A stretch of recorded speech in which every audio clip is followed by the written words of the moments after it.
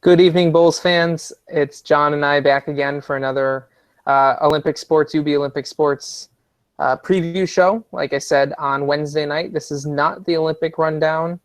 That's only Sunday nights during the school year, but we've got a lot to preview and talk about that it's easier to talk about it than write about it when we're crunched for time. So got another one of these shows. We'll probably have 5 or 6 in total before women's soccer starts the UB Athletics year off with games against Hofstra and West Virginia and State College, Pennsylvania in just 2 weeks. We're only 2 weeks away, John, from the start of the year. And even if the Olympics are starting right now, it still feels like a long 2 weeks. Yeah, it does, but when you think about it, it's already been a couple of months since we've had any real UB sports to talk about, so we've waited this long. That's I think true. we can handle 2 more weeks. Yeah, especially if we do video shows every 2 days between now and then, which we won't. We won't have that many, but we'll get there. So we ran through about a half dozen different topics and teams from across the UB spectrum on Wednesday night. Like I said, we're going to have 5 or 6 different shows.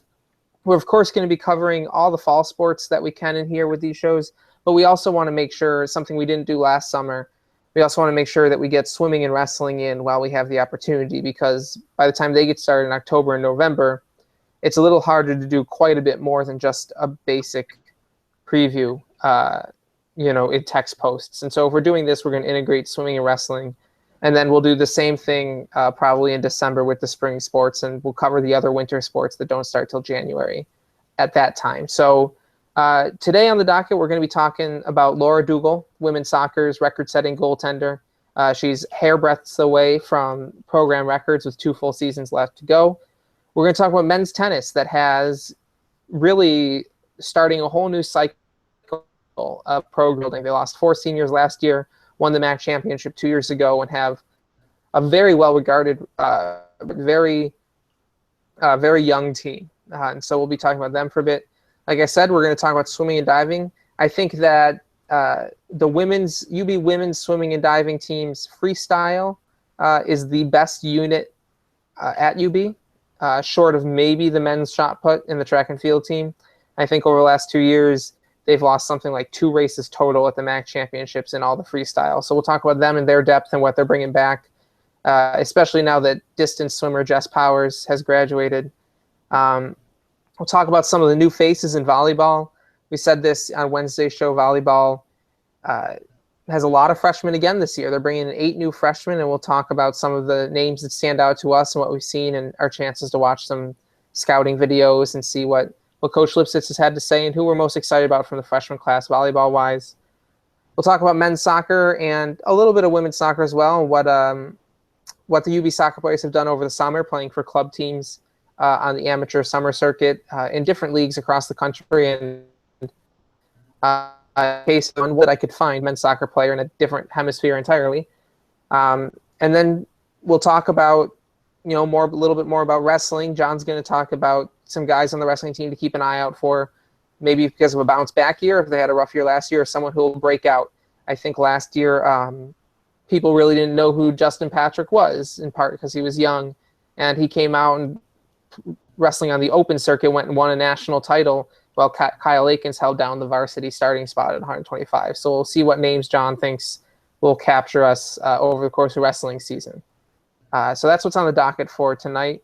And John, first thing up is Laura Dougal from women's soccer. I'll let you start us off. Yeah, talk about someone who in a very short time has broken all of the records. Laura Dougal has just about broken all of the records. For those of you at home who, I don't know, maybe you're living under a rock or just starting to get into UB Olympic sports, we won't hold it against you. Over her first 2 seasons, she's racked up a total of 26 wins, 21 of them being shutouts. She is first in career goals against average. She is tied for first in career shutouts. She is currently third in all-time wins and is on pace to break the record by almost 20 wins. and she's won a MAC championship. And she's won a MAC championship. You know. Yeah, and the only goaltender in UB history who can claim that. So yeah, so that's okay. Aside from every other statistical record that she holds, she has won a championship, and she did it during her freshman year.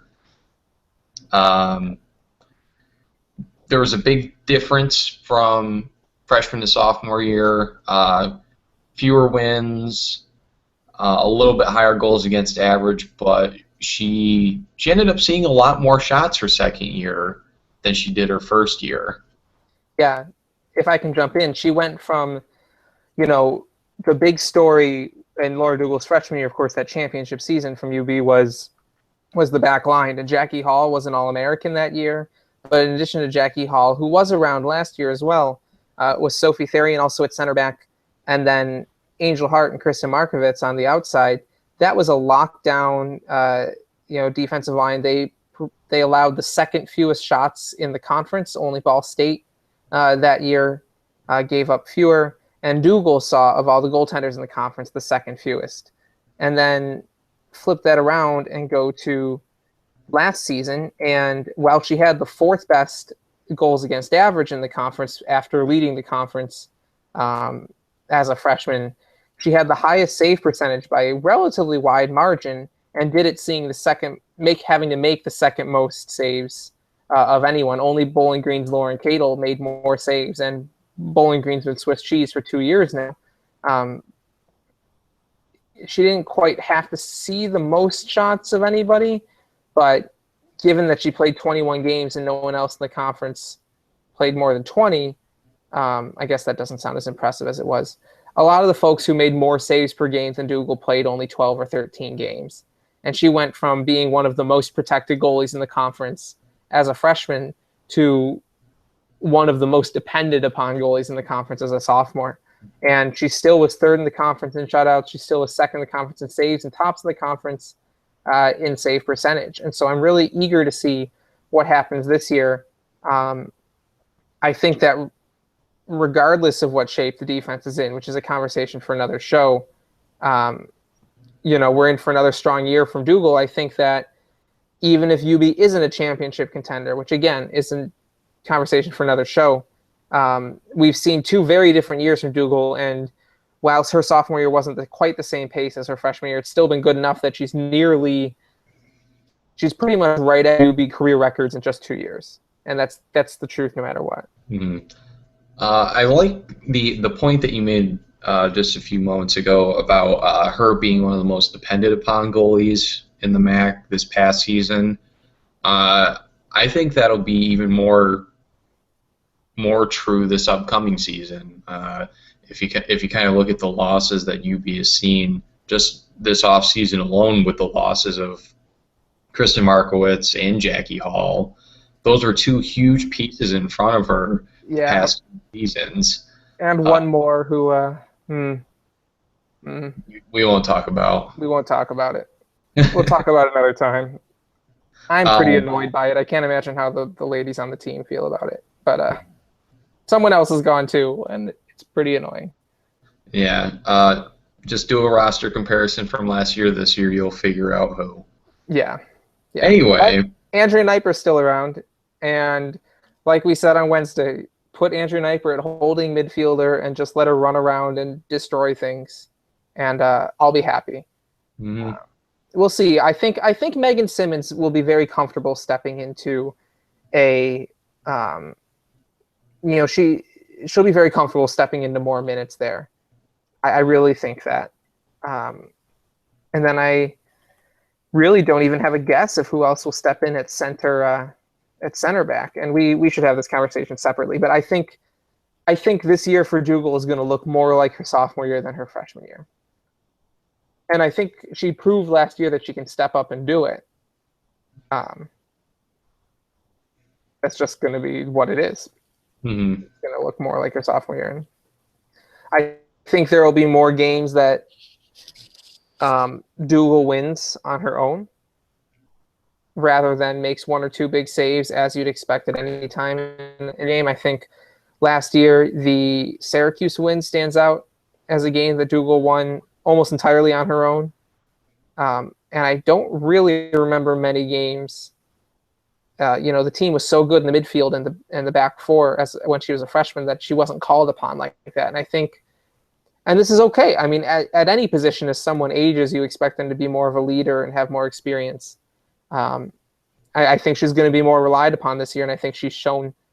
I think there was significant growth from her freshman to sophomore year, even setting aside the fact that there were fewer wins and maybe not quite the same goals against. Mm-hmm.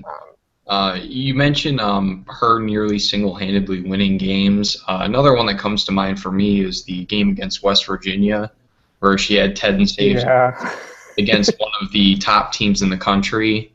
And I believe they took them to overtime, right? It took them to second over, or it might have been 97 minutes. I don't know.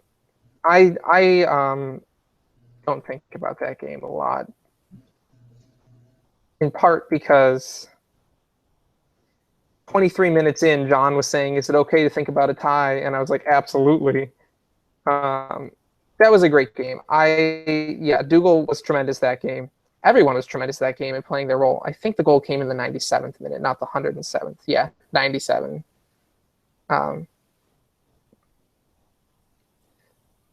That is an example of Dougal. Yeah, West Virginia took 41 shots on the game, and Buffalo took 1. And to Buffalo's credit, Dougal only had to make 10 saves. It's very rare that you see only 25% of the shots taken be on target, but that's an example. And and Dougal did what she had to do in the first half her freshman year in the NCAA game against Penn State. Once Jackie Hall was lost at halftime, everything just kind of opened up. But she was on it, other than the one goal in that half too. Like, it's there. She can do it. I don't have many doubts there. I think there comes a point where any goaltender, no matter how good, is going to let one in. And so I'm not going to be too upset if we don't have a shutout every game. But I see no reason not to expect, by the end of September, Laura, to hold the UB shutout and the UB wins records. Well, she only needs one shutout. Yep. So she's currently tied for first. So I'm certain she'll get the one shutout.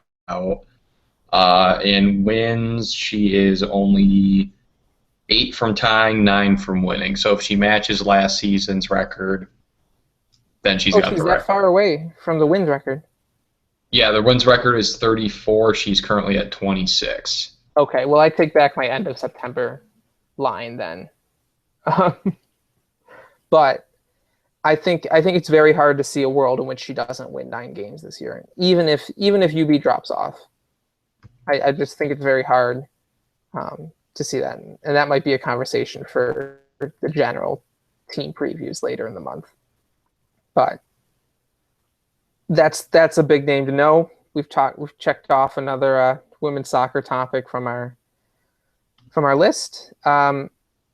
Moving around, tennis is not necessarily a fall sport, John, but they compete in the fall, and as we've seen from both teams the last 2 years, the fall has really set the tone for stronger springs, and the fall has built on the momentum of past springs.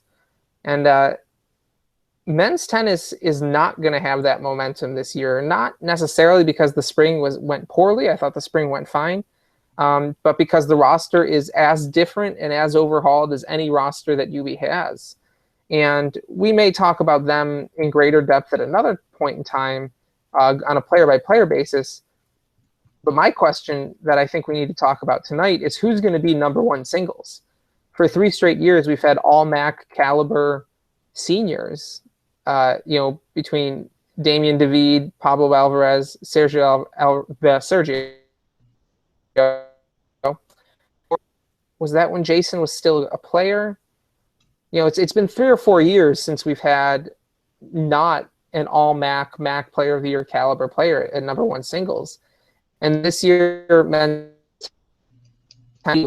junior Tony Miller, and then 5 freshmen.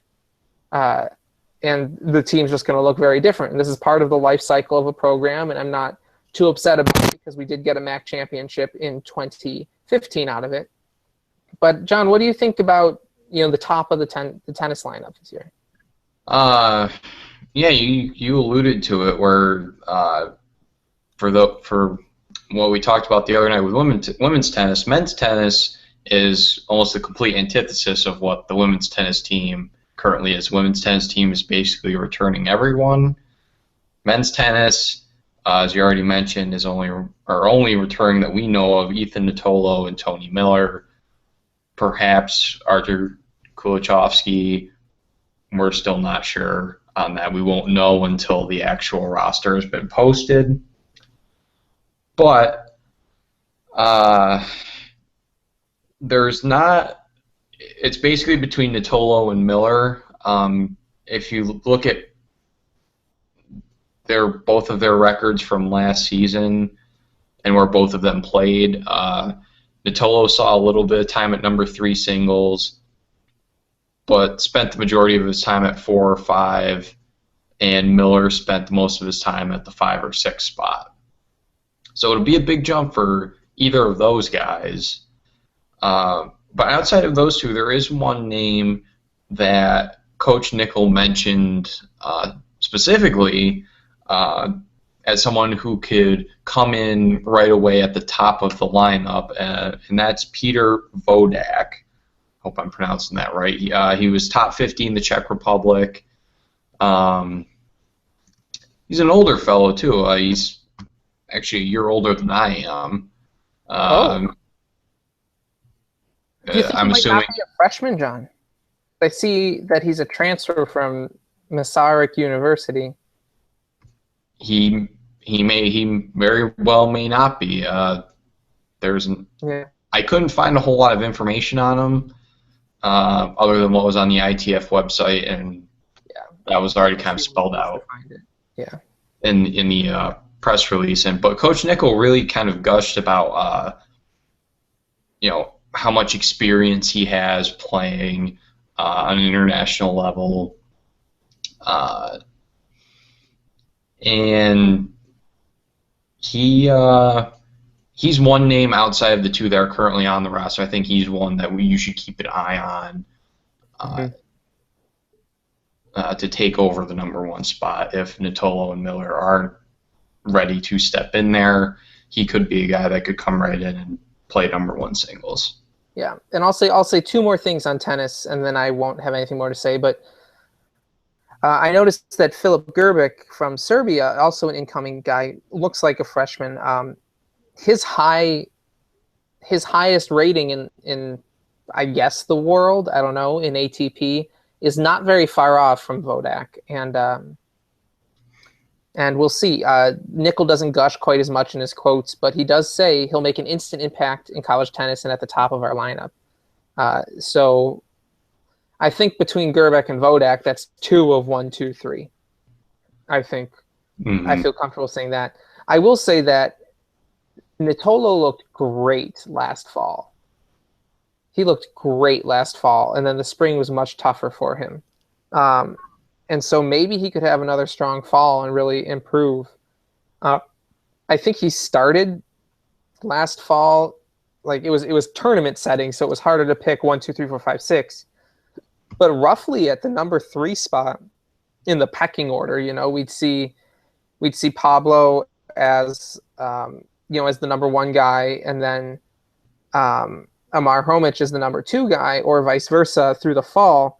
And then in the third flight, if the flights are roughly tiers within a 1 weekend tournament, it was usually Nittolo next and then Sergio.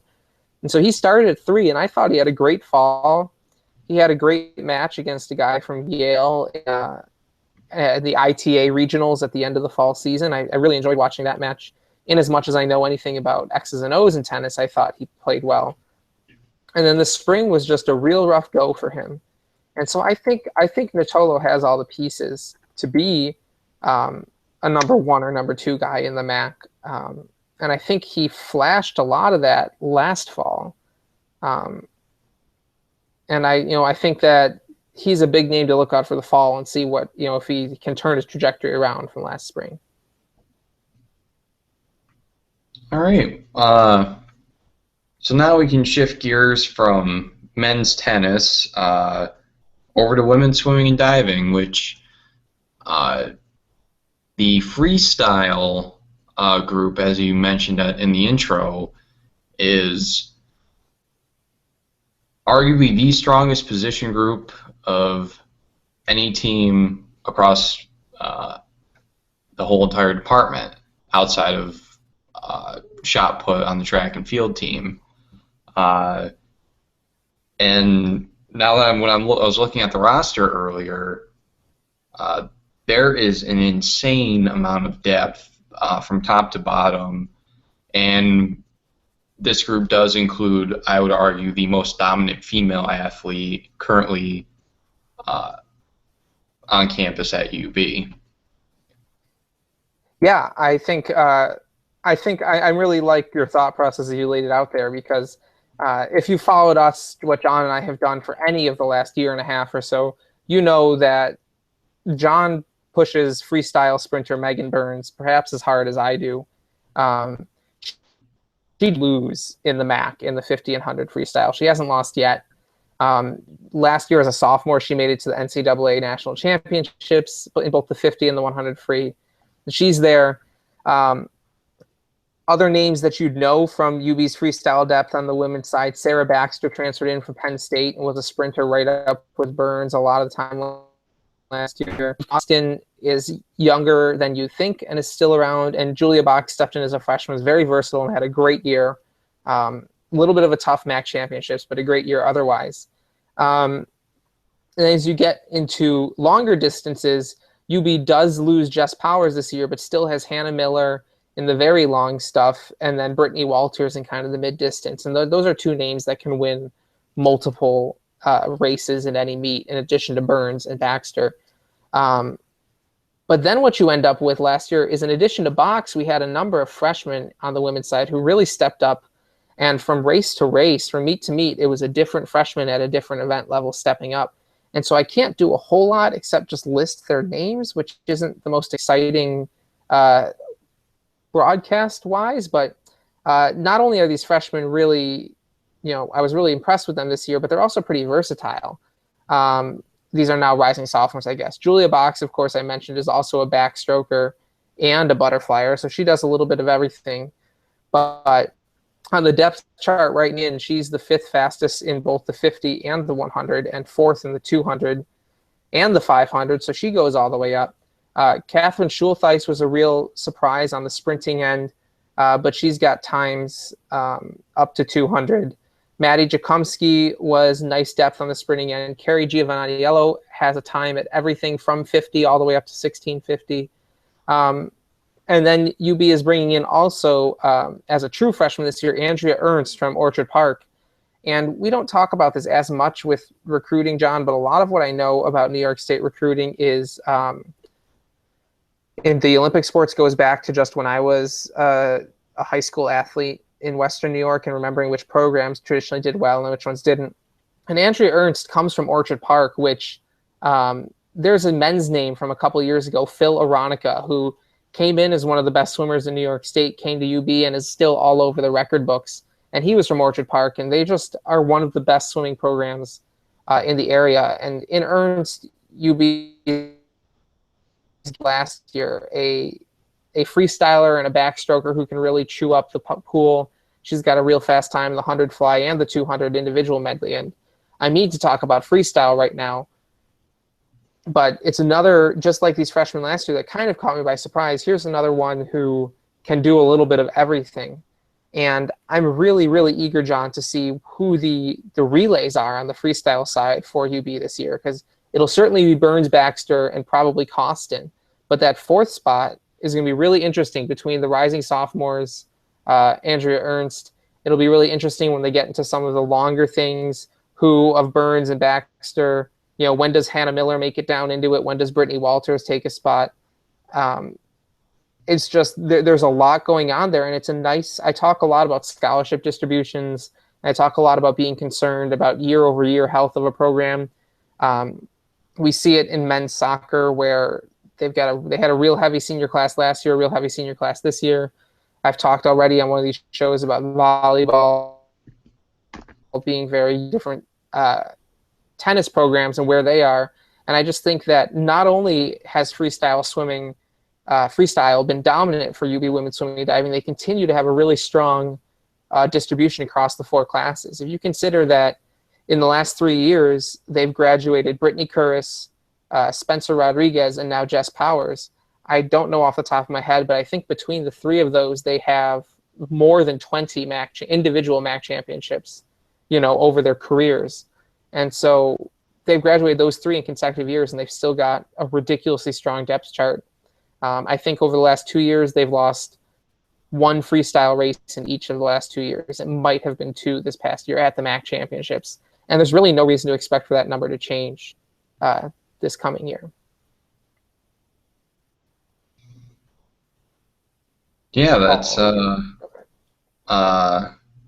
yeah, I was trying to collect my thoughts there for a second. You really hit everything on that. I kind of got going there. Yeah, I apologize. In which that is a-okay. There are some sports where I won't lie, where I will definitely defer to your knowledge, and swimming and diving is certainly one of them. Obviously, we still have another 2 years at Burns. They weren't booing; they were saying "boo earns." Will Simpsons reference. I love how John needs to call out his Simpsons and South Park references, not just let them stand on their own. It's okay. I'm so used to people I reference something and then people don't understand it, and I have to explain it to people. So now I've just gotten so used to saying a reference and then a couple seconds later just explaining it anyway. Gotcha. But that's beyond the scope of our show. Now we can finally move on to a team that we talked about last time. We'll talk a little bit more in depth about some of the new faces heading there. It's the women's volleyball team. And last time we talked about a lot of turnover, kind of general feel of where the team's at, where the team's going. And volleyball is another one of the sports where I kind of defer some of my knowledge to you. But there is one incoming freshman that has me very excited. And her name is Scout McLaren. Can I say that right? All right, I said it right. She comes from Tennessee. And on paper, she is one hell of a recruit. 4 letters in high school. Her team was 53-4 during her senior year. She won 3 straight state championships. The team she played on her senior year was ranked in the top 15 nationally. And she was her school's all-time leader in assists with almost 3,000. Stats off the board, was named All-State, was an academic All-American. It's really hard for me not to find anything not to like about her. And she, when you talk about building a program in any sport, at the college level, or even at the professional level, you bring in people that know how to win and that want to win, people that are used to winning and that will work hard to keep winning. And Scout is definitely one of those types of people that you can really build a program around. Oh, that's high praise. I think some of what you said wasn't surprising to me. I, of course, the day on Twitter when we learned that Scout McLaren had committed. And I think at the time I was a little bit worried just because at the time she was going to be the 4th setter in a 2-year stretch of the roster. And I think, and now as the time comes, it's Scout McLaren and sophomore Madison Clark. And I think part of me wants to say Madison Clark was a state champion in New York. She's got a little bit more height on McLaren. But at the same time, competition is good, and I think it'll make the team better whether McLaren actually unseats Clark and steps in, or if the competition just makes the both of them better. I'm excited to see what happens there. Of course, it makes it a little easier on kind of the positional distribution that Megan Lynn and Kelly Fitzpatrick might have been the name of the other setter. She might have been Megan Lynn and Kelly Fitzpatrick. Look at me. All right. Step in. I think John,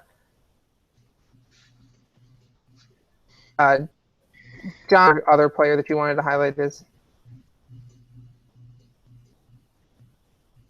Well, I lost you there for a second. Who is the other player you wanted to highlight?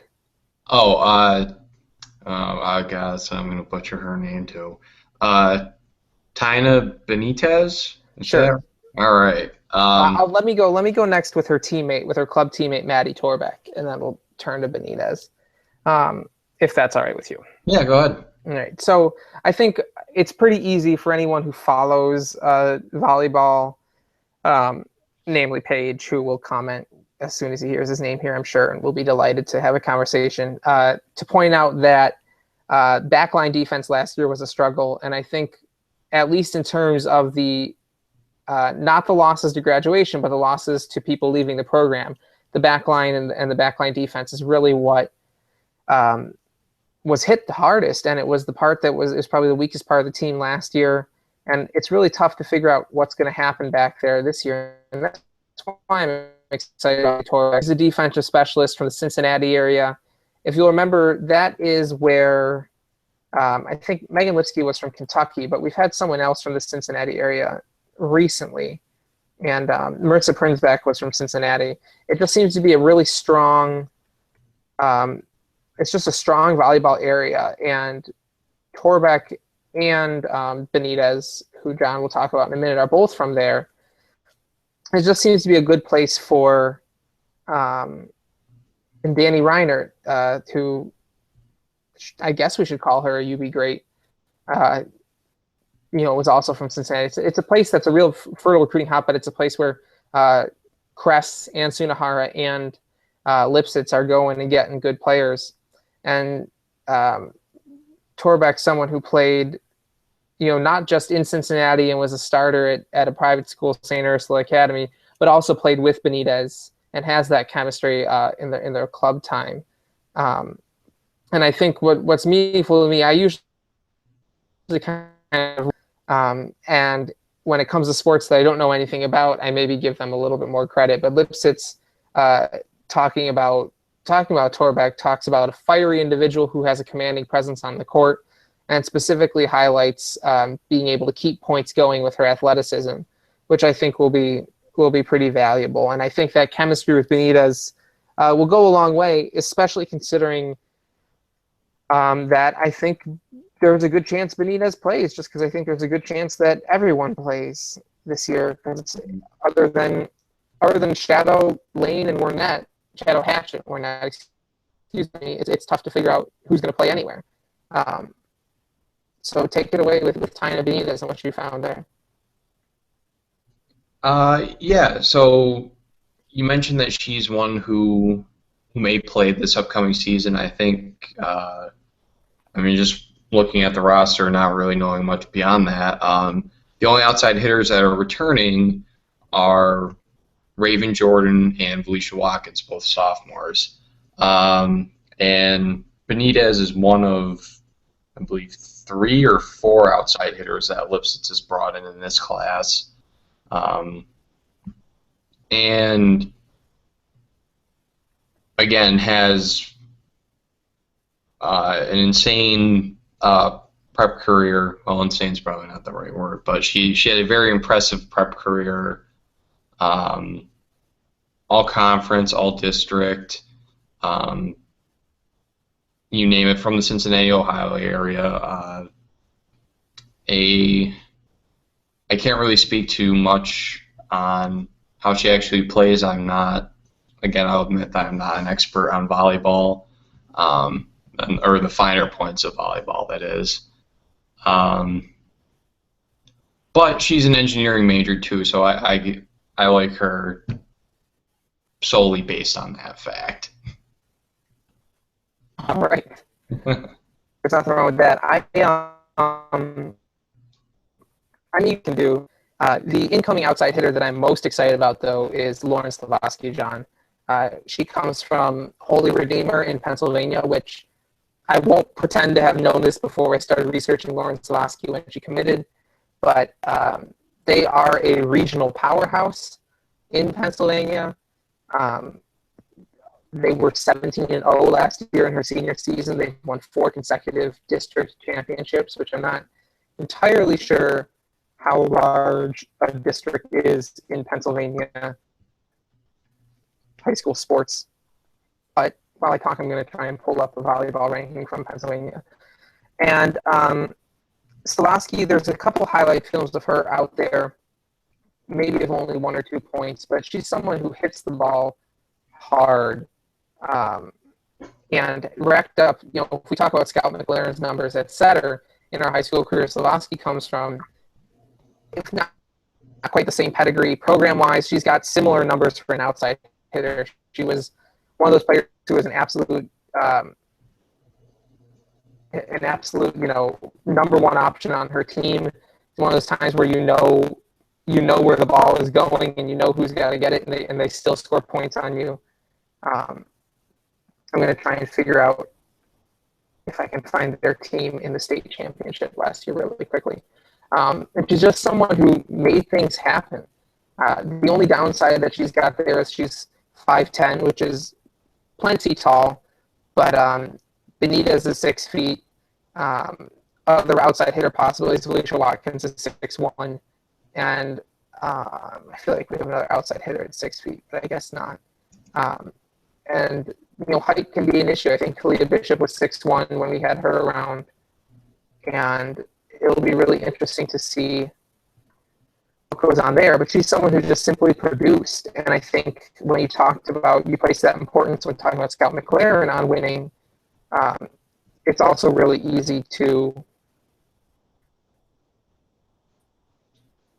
look at Lauren Slavoski and look at her high school career, look at her high school schools career, which in 2015 they lost the eventual state champions in the quarterfinals, which is a bummer. I won't go looking more and slow us down at all. But I just think she's someone, all the things you said about McLaren, we can say the same about Slavoski. She puts up tons of numbers. She did it for 4 years. She's on a program that was very, very strong in her region. They were undefeated. She was, let's see, I thought she was named All-State at times, but it might just have been All-District, which is still, again, I'm not quite sure how large the districts are in Pennsylvania. But when it comes to someone who talks about having been, all Greater Rochester, their senior year versus someone who was named to the All-District team 4 times in 4 years in their high school career, I start to lend more credence to those types of awards when they happen over and over again. And I think Slavoski is the name to watch of the incoming freshmen. I think, in my gut, I think that Madison Clark continues to play setter over Scout McLaren unless they go to a 6-2 rotation, which is possible. But I think Slavoski will step in, and I could really see her being in the starting lineup on day 1 in Charlottesville, Virginia, that's only 3 weeks away for volleyball season opening time. Mm-hmm. All right. Thanks for your add-on there, John. Yeah. Sorry. Okay. So I'm all set with volleyball. So I think we can move on to men's soccer, which last time the focus, and rightly so, was on Russell Cicerone, arguably one of the best players in program history. He's going to be playing professionally. We may or may not be doing an MLS mock draft during the quote-unquote dead zone. But one man a team does not make, and some of the other lads have been playing. Oh man, I'm trying to be creative. I know. You just need the Kiwi accent to pull off the word lads. I don't even try. I do my best. Anyway. In my deep American baritone. So some of the other guys, they're still there too. I really threw you off. Yeah. Well, I'm gonna jump in and say that on top of Cicerone, I think the single most impressive player with summer exploits, and this is gonna be really good news for UB fans, has been Scott Doney, who's been playing in the NPSL Rapids FC. Doney had a ridiculously hot start last season. We talked about when did they go to the UK? Was that 2 summers ago now? Or was it spring break? It wasn't spring break this past year, so it was spring break of 2014. Wow, that is a long time ago already. Anyway, Doney really galvanized the UB offense on their trip to the UK, and we were really excited for him. And the first half of the season last year, he lived up to that. Was this huge target guy, great in the air, scoring goals in the header, letting Cicerone move around and having a target guy up front. And he kind of tailed off as the season went on, which I didn't mind too much because it gave senior Marcus Hansen a chance to get some glory at the end of the year. But Hansen's gone now. We still need to find offense aside from Cicerone. And Doney has really looked good this summer for Grand Rapids. He's set multiple 2-goal games. He had 6 goals for Grand Rapids in their NPSL schedule, which led their team, which is no that's good no matter how you slice it. And that's a lot of goals for only 8-10 games or so, considering how short the summer season is. Never mind that Cicerone has 14 or 15 at this point, but I think Doney has been someone who we should be excited about him going into the next season. And then I will stop so that you can talk about who you want to talk about, but I do want to highlight for sure one other person is Ryan Pereira, who we lost from the midfield last year due to an injury and missed the entire season. He was playing in Ontario's League One for FC London, and he had a goal and assist in only 125 minutes over like 4 or 5 games. So he wasn't seeing a lot of time, but he was making things happen. I think I was a bigger fan of Dylan Cope than apparently anyone on the coaching staff was. But I think in as much as Cope needs to be replaced in the midfield, in as much as maybe Braden Culver or Braden Scales have places to go, I really like Pereira. I liked him 2 years ago. I thought that if we have Pereira last year, the season probably is a little less dicey in the middle of the year. And I was excited to see him, get some time and get some production, even in limited time this summer in Ontario. Mm-hmm. Just a quick little correction from earlier. They did tour London during spring break of 2015. Oh, it's 2016 now. Yes. Okay. I have the right timing in my head, just saying the wrong numbers. Yeah, it was... It's 2016 now. It's August of 2016. There's like 4 months left before it's not anymore. And I haven't yet adapted. Yeah, it's been a long year. Anywho, one of the guys I wanted to talk about, which the folks that you've mentioned have stayed on this continent, and then there's another guy that's halfway around the world playing, Fox Slopemaker. He was playing down in New Zealand. I didn't get a chance to look up much of his stats, but from stats are tough for his defensive-minded role. But off the top of my head,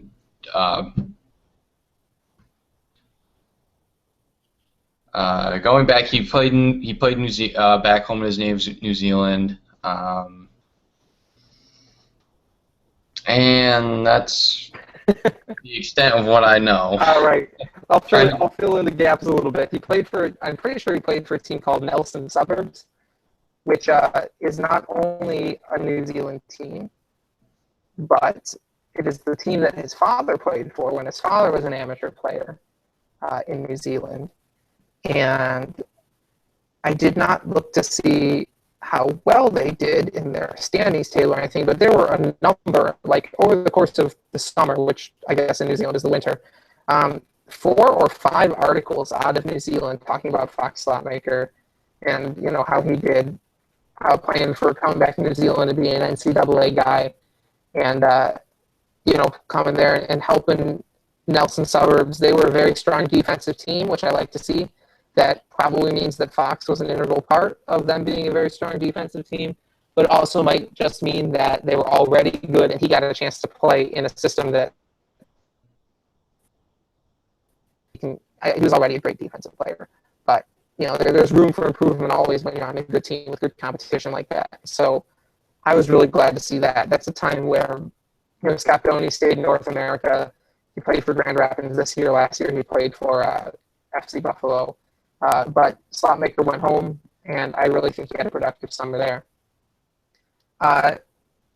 One guy I really want to highlight, John, is Joe Kuda, UB's goaltender. He had a quietly amazing season last year, especially in MAC play. In 2014, the MAC high for saves in a game was 8, and it happened like 5 or 6 different times. And Kuda had 3 games of 10 or more saves. Last year. He really was the reason that we were able to go toe-to-toe with Akron and Western Michigan last year. And he's coming back. And in League One this year, he was kind of in a 3-way split for time on his Sigma FC team. But he played 6 games, to which the other 2 goalies played 4 or 5. And he allowed only 4 goals, which was by a good margin the best of the 3 goalies on his team. And so he's someone who I think has continued to play strong. I'm really excited to see what he can do. He's got 2 more years, I think, with UB, and his sophomore year was impressive. I think he single-handedly kept UB in both games against Akron. I think people forget just how lopsided the MAC semifinal,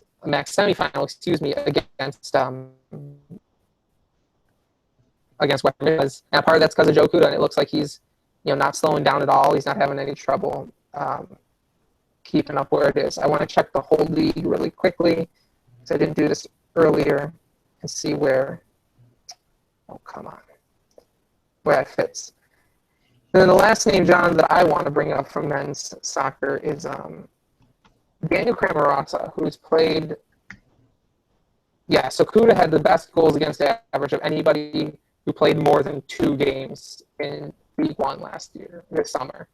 So I'm still trying to figure out just how competitive League One is, but Kuda and, for that matter, Laura Dougal on the women's side of League One were both, by goals against average and by the amount of time they were playing and maintaining that goals against average, the best players in the league. Daniel Cramarasa, I think that a key to UB's season is having Daniel Cramarasa get more of the ball and play a little bit more offensively minded. And he's got 2 goals this year in 8 games playing for, I think, Vaughn, Missouri. And so I was pleased to see that as well. I don't know if you have anyone else you want to highlight from the group. No, that was all I had. Okay. Well, I'll mention as well, without having really anything to go on, that in addition to Scott Doney in the NPSL for Grand Rapids, Nick Forrest for Kalamazoo FC, and Braden Scales and Hunter Walsh played for FC Buffalo. I'm not entirely sure how much any of those 5 actually saw the field, but I do want to highlight it. And since I mentioned Dougal, I also want to point out that junior wing for the women's side, Julia Benatti, had 4 goals for FC London in League One Ontario, and she was named not just to the All-Star team for the Ontario-Quebec All-Star game, but also started that game with her 4-goal season.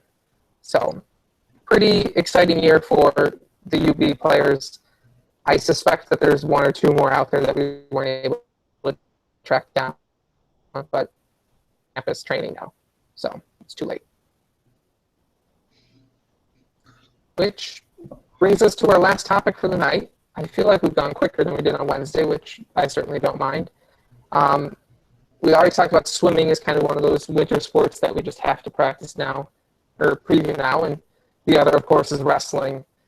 And John's had some nice chats with Coach Stutzman already, and even if he didn't, would have insight here anyway. But John, who's a name that we already know on wrestling, or a name that has been around but people might not know? Not necessarily a freshman who's going to take the world by storm, but someone who didn't have a great 2015-16, or someone who hasn't yet had a great year. Who's a guy or two that we should really keep an eye out, and why this season? Well, two guys come to mind, and the first is Jason Estevez. His redshirt freshman year did very well in the starting lineup. Between 141, he was at 149 for a little bit. Once Colt Cotton came back from injury, had a double-digit win season in year two of the Stutzman era, which was still a building year, and he looked poised to come into the season last year and really make a push for a place at the MAC championships and possibly a berth at the NCAA tournament. All of that kind of got derailed early in the season. I believe he only wrestled a handful of matches before he was sidelined with a season-ending injury, and so it was pretty disappointing. Not disappointing in the fact that he wrestled poorly. It was just that he got injured and missed the entire season, which really stinks. He only wrestled 3 matches, and we really didn't get to see him blossom into one of the better wrestlers on the team that I thought, and that certainly that Coach Stutzman thought he could be. Now he's completely healthy. He's training with the team. And it's going to be a very, very vicious battle for 141 pounds, because it'll be between Estevez and Colt Cotton. But Estevez, if he does get into the lineup and if he does stay healthy, I think pound for pound, he may be one of the best wrestlers on the team. But the real key there is he has to stay healthy. And as I am well aware from participating in the sport for many years, you're never really 100% healthy in wrestling. I think you can say that about a lot of contact sports. Once you start playing, there's bumps and bruises, and you're never really 100% good at all. But if he can keep any major injuries at bay, I think he has a real shot at making the NCAA tournament this year if he holds down the starting spot.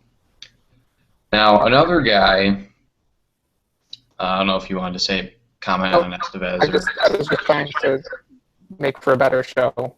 Oh. Not having one person talk for too long, but I didn't have anything to say other than all right. So, mission accomplished. Let me put the banner up behind me. And go ahead. And the other guy I wanted to highlight is Tommy Forte. Tommy Forte, he redshirted last season, wrestled in some open tournaments, did fairly well.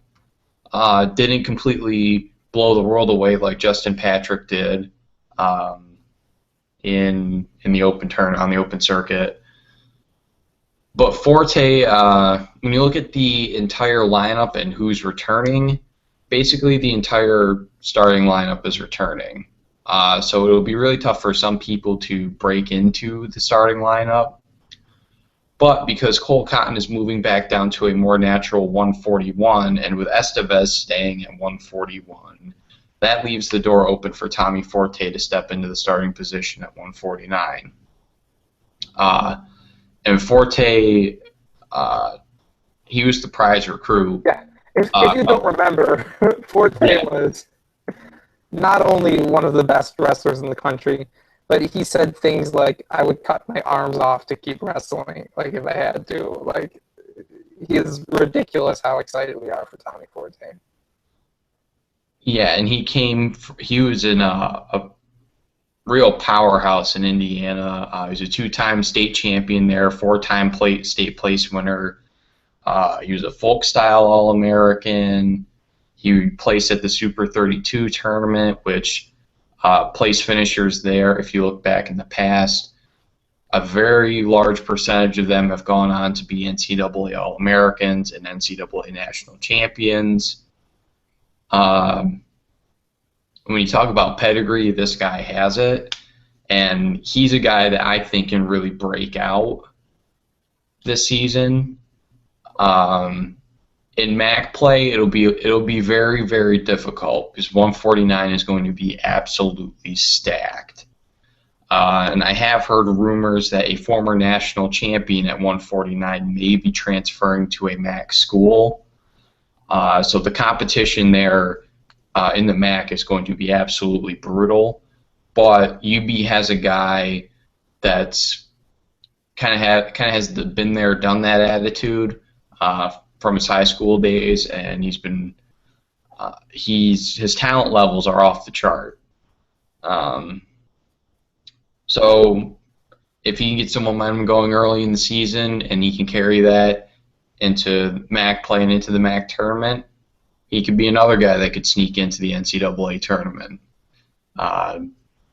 As you and I both know, it doesn't take much to either upset a big name and unless you wrestle at 285. This is true. Still there. Yep. But if you wrestle at 197 like Benji, and we got to see him pin a nationally ranked guy. I mean, Benji pinned the nationally ranked guy. Joe Ariel beat the number 3 seed at the NCAA tournament. Yeah. Brian Landry beat a top 10 guy in the nation. So there's no reason to think that Forte can't do any of those type of things, especially with his background. So he's a guy I'm really looking forward to. I mean, I'm ready for Forte to be wrestling on our number ones. I'm so ready for it. And I think, in as much as I know about this team, I think Estevez and Forte are 2 really good picks. I think, if you had hyped Justin Patrick, I'd say, yeah, he had an amazing year. Going to be real tight with Kyle Aikens, he might not get that spot. And I think Estevez is great because, if Estevez beats Cotton, we all know how good Cotton can be. And so if Estevez pulls that out and starts to string together wins, we know who he's already beaten in his own gym. And if Forte starts to have a good year, we know who he's beating in the MAC just to have that good year because of the level of competition at 149 in the conference.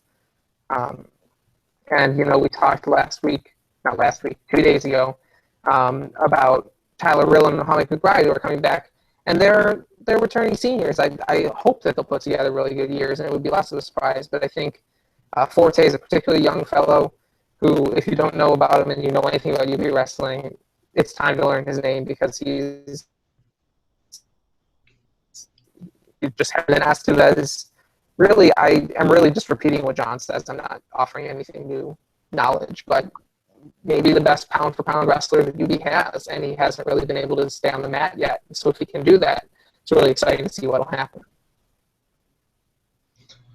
All right. Is there anyone else you wanted to highlight?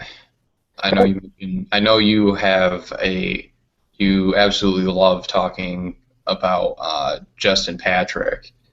I do absolutely love talking about Justin Patrick because he was an All-American last year, and people don't know that. But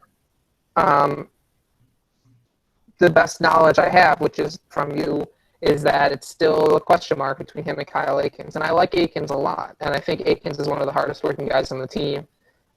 There was social media talk last year right after the MAC championships. Akins and Gunning were in the weight room the day after the MAC championships, working harder. The day after the at-large bids for the NCAA tournaments were announced, working harder. Who do we have at 133 this year? Oh, say it. You're breaking up. Say that again. Who do we have at 133 this year? At 33 this year, it'll likely be Brian Lantry again. Oh, Lantry. That's right. I knew that. For some reason, I had Lappy transferring in my head, and I was confused. But that's right. Yeah, so kind of a logjam there for Patrick and Akins. But just as we said with Scout McLaren and Madison Clark, I think competition inside the weight room makes the whole team better no matter what. And so I'm eager for that.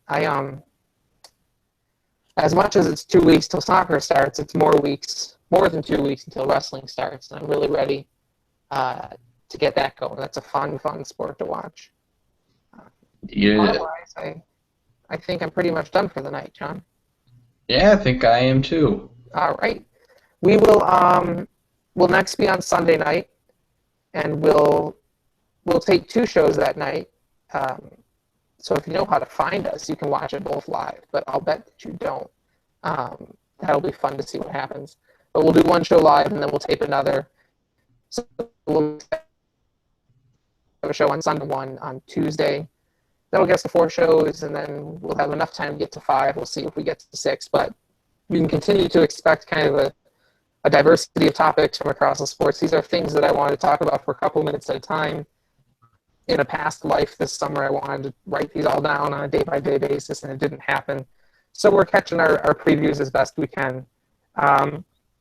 2 weeks from now, women's soccer against Hofstra on Friday the 19th. So we're just a little over 1 week away from our big written previews that we'll do the week of the 15th through the 19th, and that'll cover the fall sports explicitly. In the meantime, we're doing these videos, and then after that weekend, Sunday the 21st, we'll start up our Olympic Rundown Sunday night shows again that John and I do every week.